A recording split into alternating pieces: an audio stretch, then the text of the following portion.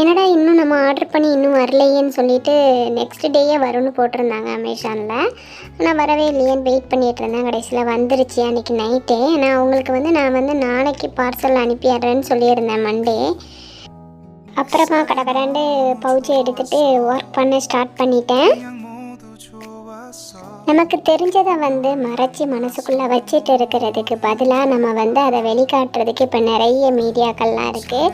அதே மாதிரி தான் நமக்கு தெரிஞ்ச ஒரு தொழிலை செய்யும்போது அதில் ஒரு 100 ரூபாய் கிடைச்சாலும் மனசுக்கு ரொம்ப சந்தோஷமாக இருக்கும். பீட்ஸ்லாம் வச்சு டிசைன் பண்ணி முடிச்சுட்டேன். அப்புறமா எங்கே வைக்கலான்னு பார்த்தா அந்த கேமராவுக்கு மட்டும் ஸ்டோன் வச்சிடலான்ட்டு கேமராவுக்கு ஸ்டோன் வச்சுட்டேன். உங்களுக்கு இந்த மாதிரி மொபைல் பவுச் டிசைன் பண்ணணுன்னா நம்மளோட வாட்ஸ்அப் நம்பருக்கு நம்மளை காண்டாக்ட் பண்ணுங்கள். நீங்கள் எந்த மாதிரி கஸ்டமைஸ் பண்ணி கேட்குறீங்களோ அந்த மாதிரி பண்ணுவேன். அந்த கஸ்டமர் இதை பார்த்துட்டு கேட்டிருந்தாங்க. ஆனால் அதை விட இதை நல்லா நான் ரெடி பண்ணிட்டேன்.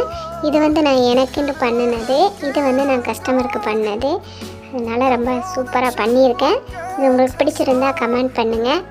இப்போ கஸ்டமருக்கு இதை பேக் பண்ண போகிறேன். இந்த மொபைல் பவுச் எப்படி இருக்குங்கிறத என்னோடய கமெண்ட் செக்ஷனில் கமெண்ட் பண்ணுங்கள். ஒரு இன்ட்ரெஸ்டான மேக்கிங் வீடியோவோட நான் உங்களை சந்திக்கிறேன். பாய்.